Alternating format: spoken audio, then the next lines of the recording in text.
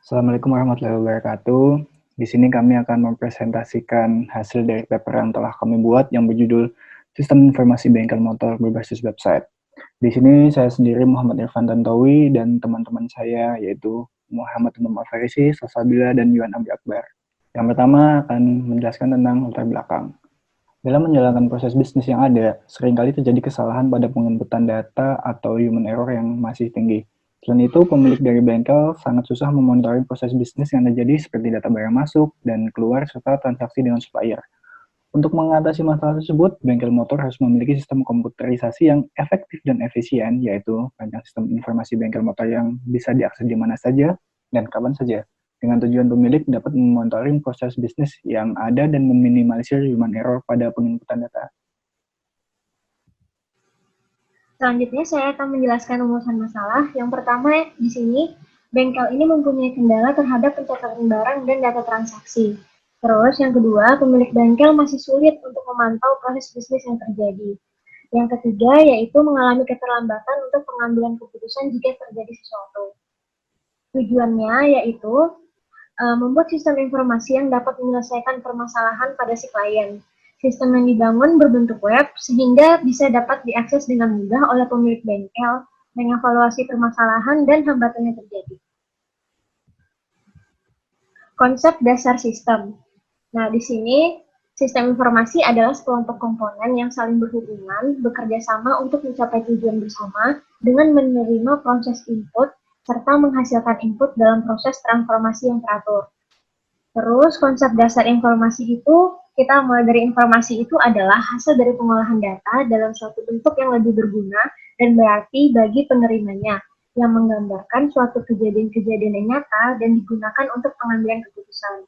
Data dan informasi adalah fondasi yang sangat penting untuk memahami konsep dasar informasi. Konsep dasar analisa sistem. Analisa sistem adalah penguraian suatu sistem informasi yang utuh ke dalam bagian komponennya yang bertujuan untuk mengidentifikasikan dan mengevaluasikan permasalahan, kesempatan, hambatan yang terjadi, dan menentukan kebutuhan sehingga dapat diusulkan perbaikannya. Lalu, sistem informasi. Sistem informasi secara teknis dapat didefinisikan sebagai sekumpulan komponen yang saling berhubungan untuk menunjang pengambilan keputusan. Selain itu, memudahkan karyawan dan manajer menganalisis permasalahan, menggambarkan hal-hal yang rumit, dan menciptakan kreativitas dan inovasi dalam organisasi. Langkah-langkah yang dilakukan untuk mengumpulkan data, pertama adalah observasi. Dalam hal ini, penulis melakukan observasi dan pengamatan langsung pada bengkel motor. Yang kedua adalah wawancara. Komunikasi dua arah untuk mendapatkan data dari responden yang dapat dipercaya sebagai masukan untuk melengkapi penelitian ini. Yang ketiga adalah studi pustaka, dengan mempelajari teori-teori yang relevan dengan topik yang dibahas guna memperoleh data serta informasi tertulis yang berhubungan dengan masalah yang dikemukakan. Lalu di sini ada analisis sistem. Yang pertama ada use case diagram. Use case diagram adalah alat untuk memodelkan alur kerja atau workflow sebuah proses bisnis dan urutan aktivitas dalam suatu proses. Yang kedua adalah use case description, yaitu alat untuk mendeskripsikan fungsi dari sebuah sistem dari perspektif pengguna. Selanjutnya ada pengembangan sistem. Dalam penelitian ini, metode yang digunakan untuk mengembangkan sistem adalah metode waterfall. Dapat dilihat langkah-langkah yang terjadi pada metode waterfall. Yang pertama ada analisis. Tahap ini yaitu menganalisis permasalahan yang menjadi penghambat proses transaksi pada bengkel motor. Yang kedua ada desain, yaitu desain sistem informasi yang ingin dibangun menggunakan database MySQL sebagai penyimpanan data. Yang ketiga ada kode, yaitu sistem informasi bengkel motor menggunakan bahasa pemrograman PHP. Yang keempat ada testing, yaitu menguji sistem yang telah dibuat. Yang terakhir ada implementasi, yaitu penerapan sistem informasi pada bengkel motor terkait apakah sesuai dengan kebutuhan dari bengkel motor tersebut. Demo sistem informasi. Ya, di sini saya akan menjelaskan mengenai demo dari sistem informasi bengkel ini. Pertama, kita login ke website dengan mengisi username dan password. Misal kita mengisi username yang sudah saya sediakan. dengan nama admin. Nah, kemudian di sini kita masuk ke halaman home, terdapat selamat datang untuk administrator. Kemudian kita di sini terdapat menu utamanya, ada dashboard, kemudian data master. Data master di sini terdapat data barang, jenis barang, merek barang, dan supplier. Kemudian ada data transaksi, di sini ada transaksi barang masuk, transaksi barang keluar, dan pemesanan ke supplier, dan manajemen user, serta untuk logout ke menu awal yang tadi. Kemudian di sini kita akan menggunakan dari beberapa menu yang tersedia di sini. Kita mulai dari merek barang. Karena kalau kita ingin membeli barang, pertama kita harus mengetahui mereknya apa. Nah, di sini sudah tersedia beberapa merek yang sudah saya inputkan sebelumnya. Nah, di sini kita coba menginputkan merek baru. Contoh seperti piston. Piston original. Kita create, maka di sini akan masuk namanya piston original.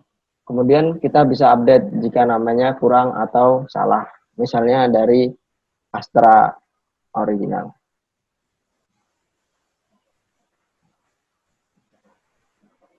Dan kita update, maka di sini akan tertera namanya yang sudah diupdate.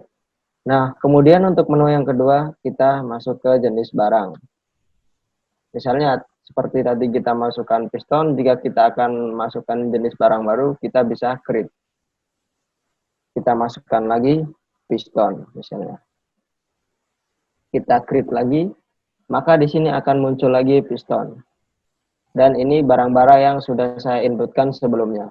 Nah, kemudian kita bisa update jika ada kesalahan data. Kita beri nama misal seperti tadi Astra. Nah, kita update lagi, maka di sini akan muncul nama yang kita update. Kemudian kita masuk ke menu berikutnya, yaitu data barang. Nah, di sini saya sudah menginputkan beberapa barang yang tersedia di website ini. Kemudian kita akan menginputkan barang yang sesuai kita inputkan tadi, misal piston. Nah, di sini kode barang sudah tertera sesuai program yang dibuat, sudah sesuai urutannya. Misal kita masukkan lagi namanya piston Astra. Kemudian dengan harga semisal 150.000. Nah, di sini jenis barangnya sudah tertera tadi, kita masukkan ada piston Astra. Nah, kemudian di sini ada merek barang, kita sudah masukkan piston original Astra. Kemudian di sini supplier. Kita memilih supplier yang siapa penyuplainya. Misalnya kita pilih supplier yang sudah tertera di sini, supplier A. Nah, kemudian kita masukkan supplier itu mensuplai berapa barang. Misal 12. Kita create di sini. Maka di sini akan tertera dengan kode barang BRG 007 dengan nama piston Astra dengan harga 150.000. Stok barang ada 12 dan di sini kita bisa menggunakan untuk update dan delete. Misalnya kita update lagi, menu dengan stok kita tambahkan menjadi 15. Nah, di sini akan mengubah stoknya menjadi 15. Nah, kemudian di sini ada menu supplier. Nah, di sini kita akan menambahkan supplier misalnya dengan kode SP006 dengan nama supplier F misalnya. Nah, maka di sini kita bisa lihat supplier itu sudah masuk pada urutan pertama. Misalnya kita update menjadi supplier G. Dan kodenya kita bisa ubah menjadi supplier 8. Nah, kita update sudah masuk di sini dan kita update supplier F tersebut tidak ada dan kita sudah ganti menjadi supplier G. Nah, kemudian kita lanjut ke menu transaksi. Di sini ada transaksi barang masuk, transaksi barang keluar, dan pemesanan ke supplier.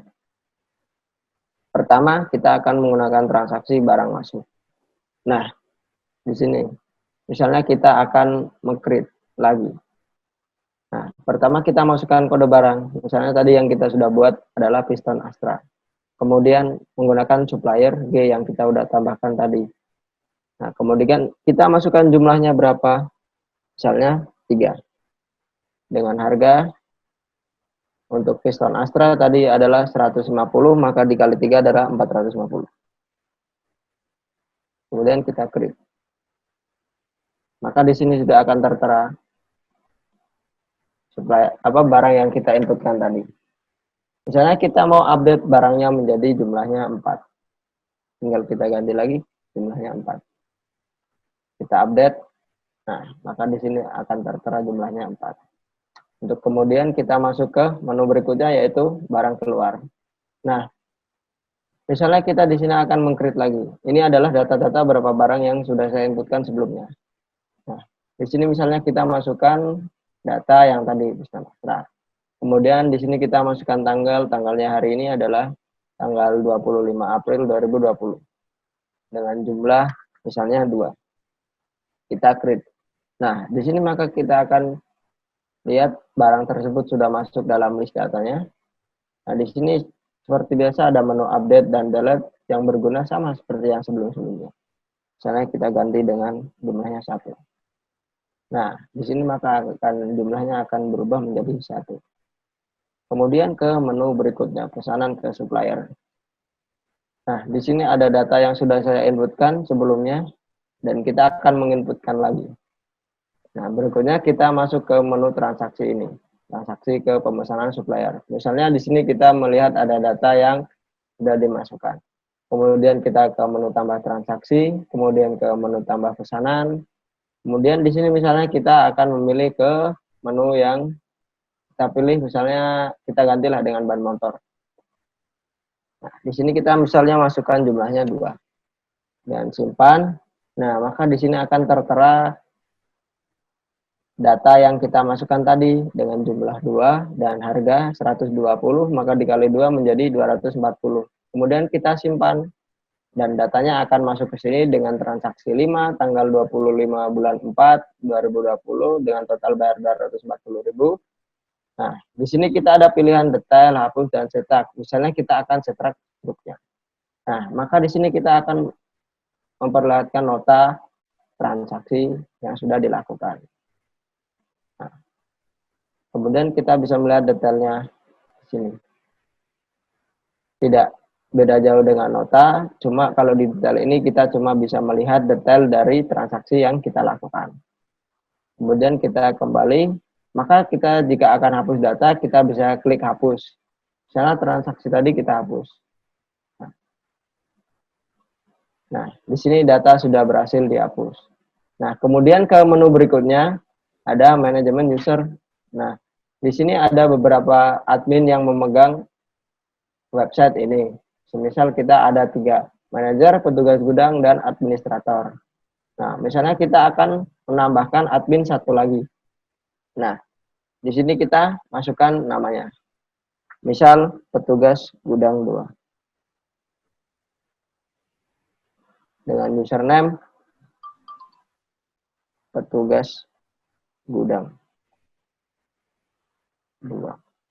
Kemudian dengan password 123456.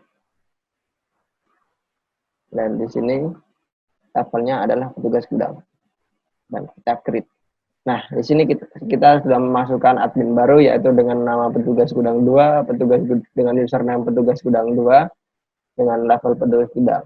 Dan misalnya di sini kita akan update username-nya. Misalnya kita ganti 2-nya dengan kata 2. Kita update. Nah, maka di sini kita sudah berhasil mengupdate dari username petugasnya. Nah, sekian dari presentasi untuk atau demo program ini. Nah, di sini terakhir kita akan mempergunakan menu logout. Nah, menu logout ini kita akan kembali ke menu awal seperti halaman pertama kita tadi masuk ke demo sistem ini. Kita logout, nah maka tampilannya akan ke menu awal seperti ini lagi. Dan misalnya kita akan masukkan nama admin yang kita masukkan tadi, petugas 2. Gudang 2 dengan password 123456. kita. Nah, di sini sudah masuk sebagai petugas gudang 2. Nah, sekian dari saya. Kemudian akan dilanjutkan oleh teman saya. Jadi kesimpulan dari sistem informasi kami ini, yang pertama, sistem informasi bengkel motor yang dibangun menggunakan bahasa pemrograman PHP dan database MySQL yang dapat menampung banyak data serta dengan framework kode Igniter. Terus yang kedua, sistem informasi bengkel motor ini dapat bekerja sesuai dengan fungsional yang diinginkan. Yang ketiga, sistem informasi ini dapat diakses di mana saja dan kapan saja dalam menyajikan informasi yang cepat dan akurat yang dibutuhkan oleh owner si bengkel. Terus yang keempat, yaitu informasi ini menyajikan informasi-informasi yang dibutuhkan owner berupa data master, data transaksi, dan daftar user. Sekian presentasi dari kami, ada kurang lebihnya mohon maaf. Wassalamualaikum warahmatullahi wabarakatuh.